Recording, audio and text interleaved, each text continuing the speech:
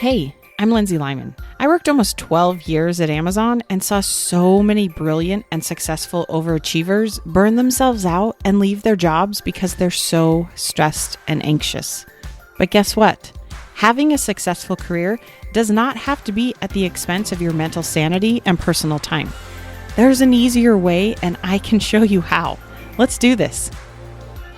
Question for you all. What percentage of your day would you say you spend worrying? I want you to think about this because today we're going to dive into worry.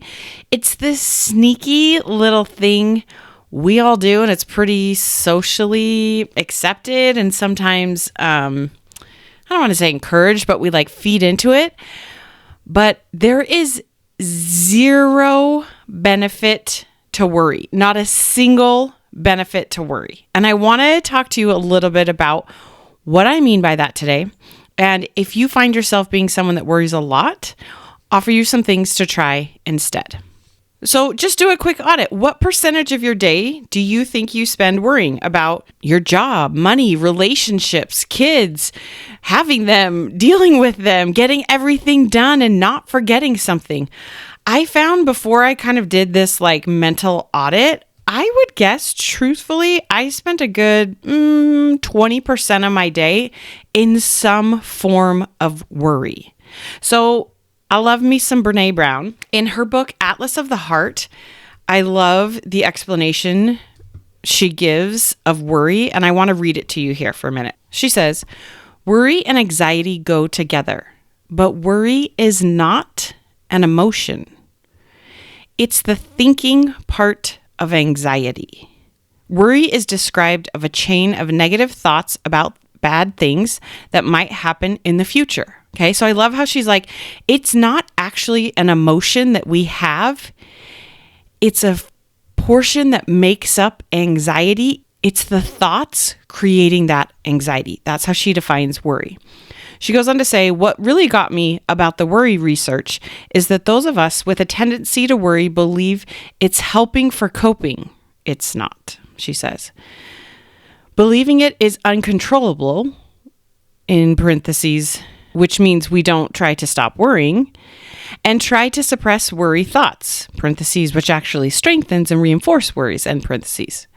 I'm not suggesting that we worry about worry, but it's helpful to recognize that worrying is not a helpful coping mechanism, that we absolutely can learn how to control it, and that rather than suppressing worry, we need to dig into it and address the emotions driving the thinking.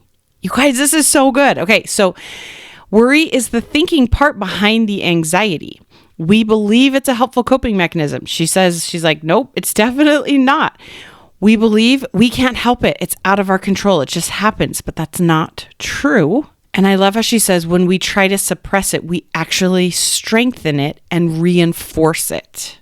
When you try to suppress it, the reason it actually strengthens is because your brain is going to work to prove itself right. So if you just try to pretend it's not there, it's purposely trying to bring awareness to you to say, no, this thing is right. This is dangerous and bad. There is no benefit and upside to worry, but we've got to dig into it and understand what's behind it. Your brain probably believes if we worried about it, then it won't happen. Then we're in a little bit more control of it.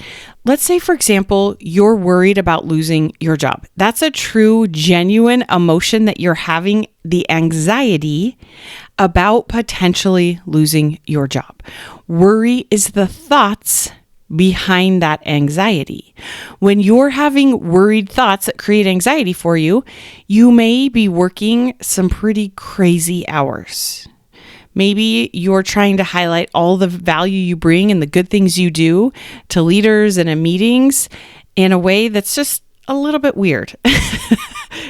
I know you guys have worked with those people who sometimes you're like, wow, okay, thanks. It's obvious that you're great and wonderful and did those things. We know when people are doing that. It's not genuine to be like, hey, here's this awesome thing. When it's coming from the space of anxiety because you're worried, it shows humans are amazing at reading each other. You're doing it for the wrong reasons. When you have all that anxiety because of the worried thoughts, you're more likely to make mistakes. You're not thinking as strategic and big and outside of the box and coming up with these big ideas because your brain is just in execution monkey mode. And it believes if you worry and do all these things and work crazy hours and make sure people think you're great and wonderful, then you're in control of the future. Okay, the truth is you cannot control the future. Most of us can understand this logically, but emotionally, we get stuck in what feels like a very true, matter-of-fact worry loop. I see this come up a lot with people that are worried. They're never going to be able to just get unstuck and figure out how do they be successful and happy at work and in their lives. So many people I talk to make great money, but they're miserable. They're working too much. They can't stop thinking about work. They don't enjoy life outside of work. They feel stuck. They worry that there's no way out, that your life is just going to be this way. They worry that their only options are to either like stay stuck, keep making a lot of money, keep having a great life on paper and not have the kind of life you want and work ridiculous hours and not have healthy relationships. So your options are either to stay stuck or to give everything up and basically like just go live on government assistance, right? This is what our brain believes is these are our only two options. So it tells us let's worry so that we don't lose this thing. But here's the thing, when you're working from anxiety because all of your thoughts are in this camp of worry, you are going to stay stuck because you're not trying new things. You're spending your time worrying, trying to change small things. You're spending your time complaining about it. You're spending your time catastrophizing and thinking about all of these what if things. You're not actually working on solutions and finding a way to get over it. You're just worried about what might happen instead of doing something about it right now. You already feel miserable. Why not feel scared and go try something? But again, when you're stuck in this worry loop, it's hard to do that. Worry is a false sense of security because you're trying to control what you cannot control, usually being the future or things outside of you, like people. Like if that company lets you go or not. There's also no satisfaction when you live heavily in the world of worry. Because when you worry about something, it just leads to more things. Because worry is these negative thoughts about potential bad things that may happen in the future. So they're hypothetical, they're made up. And there's no satisfying solution to a made up problem because when you're in this worry loop, your brain will find something else to worry about. You have the habit, you have the mental patterns of getting stuck in these thoughts of worry. There is no upside to worry. Even like stress and pressure, there's benefit to it because sometimes it makes us like move forward and take action and do something. But there's literally no upside from worry. Some of my clients kind of push back on this is like, well, what? So I'm just not supposed to be prepared? And I'm like, no, being prepared is very different than being in a space of worry. I was talking to one of my clients the other day and they were very worried about being recognized. And this person is a very well-known, famous, recognized person where they live. And they wanted to make sure that there was always someone in the group and they would go out with their friends. They wanted to make sure that someone was always worried about making sure strangers didn't approach them or that people weren't like sneaking pictures of them. And it was just interesting as we were having this conversation. I was like, so you do know logically having just like one person worried doesn't actually stop people from approaching you or taking pictures of you. Like it has no impact on that. If they do know that like there's a security guard person there, they may not be as inclined to approach you or take a picture. But that is you being prepared and taking care of yourself. Their belief was as long as someone's worried and on the lookout, we're good. I'm like, no. Be prepared, yeah. Have some privacy, have some security, have some boundaries, yeah. But that's not controlling other people. That is outside of your control. There's no upside to worry. When this person was going out with their friends and it was their turn to worry because they believe no one else was worried about it, they're just robbing themselves of enjoying the moment. It's fascinating to watch like Taylor Swift. She's someone who's very famous and you could argue probably has a lot of reasons to worry when she goes out in public. I don't even know the number of stalkers or crazy people out there, or even just fans like trying to get to her and say thank you and I really appreciate you. Like that, to me, I would have a lot of worry, but she goes out there and she does her thing. And I'm sure she has worry, don't get me wrong, but she has set up a system. She is prepared for those sort of things. She knows when I go out in public, people are going to come and invade my personal space. I need to have security here to protect myself, right? She's not at home, never leaving the house because she's worried someone might come up to her. She's preparing. Very different from worry. There's no upside to worry. The same thing applies here if you're worried about losing your job or staying stuck in this job you don't like, or not finding a partner to marry, or not finding a hobby that you really enjoy, or not figuring out how to not work so much. When you're just living in the space of worry, it's actually robbing you of some of the good parts that are happening while you're going through this hard thing. So if you're feeling stuck in worry, here's 3 things I'd offer to you to try. First, ask yourself, what do I feel like I need to do to prepare for this thing that I'm worried about?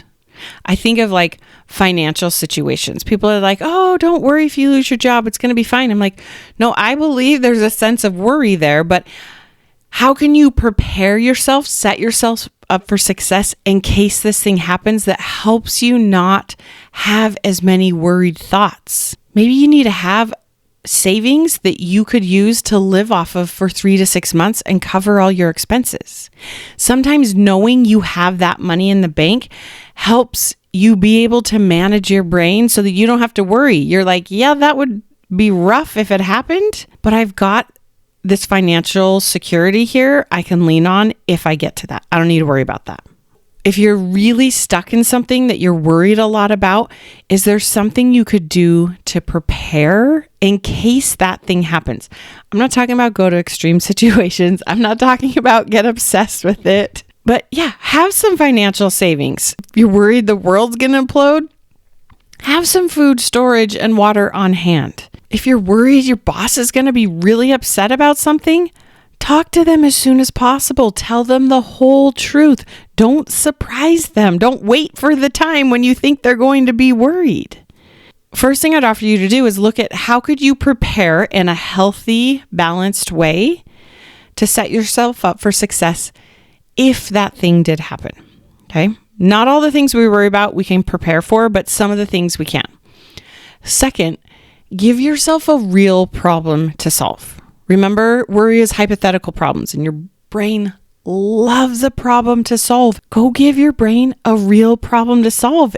If not, it's going to keep making up other problems. If you're worried you're going to lose your job, instead of worrying about all the hypothetical, maybe give your brain the problem of, okay, how do I create time to prioritize networking, or updating my resume, or connecting with other people to see what the job market's like out there. Like, give your brain an actual real problem to go and solve. It's so much more helpful and it's so much more satisfying because there is an answer to a real problem and you can totally go and find it. And the third thing to remember is Brené Brown states, worry, it can be controlled. Worry is a chain of negative thoughts about bad things that might happen in the future. So the third thing, you got to go manage your brain. You got to manage the thoughts in your head. You need to be talking to yourself more than you listen. Your brain is designed to look for danger and things that are scary and things that could potentially go wrong. If you're just listening, your brain is going to continue to feed you these worry thoughts. Go and talk to it. Give it real problems to have. Choose on purpose what you're putting into your brain. If you want to learn to trust people and have healthy relationships, I don't know, maybe stop listening to all the murder mystery podcasts and shows out there. I'm just saying, be careful what you're putting into your brain. You need to learn to manage your brain, manage what you're thinking, and learn how do you redirect your thoughts to things you already believe and are more empowering to get you where you want to go. Okay. So when you find yourself stuck in this loop of worry, I just remind myself there is zero benefit to worry. Is there something I could do to prepare in case this thing happened? I'm going to go do that. Then I remind myself, my brain loves problems. Let's go give it a real problem to solve. I got about 50 of them I could give my brain today. Let's go solve those problems. And then I just remember to talk to myself. I'm like, yep, I know. I hear you. But right now, we're focused on this problem. Thank you, brain. I got you. All right. Y'all are amazing. You got this. We'll talk soon. If what you're learning from this podcast is helping, this is just the beginning. Each week, I offer a limited number of coffee chats so that you and I can connect one-on-one and talk specifically about what's going on for you. You'll leave this call feeling more hopeful and motivated, but I'm also going to teach you a few things to try right away to get unstuck. Space is very limited and these are free, so grab your spot before they're gone. Click the link in the show notes or go to lindsaylymancoaching.com/chat and sign up today. You got this.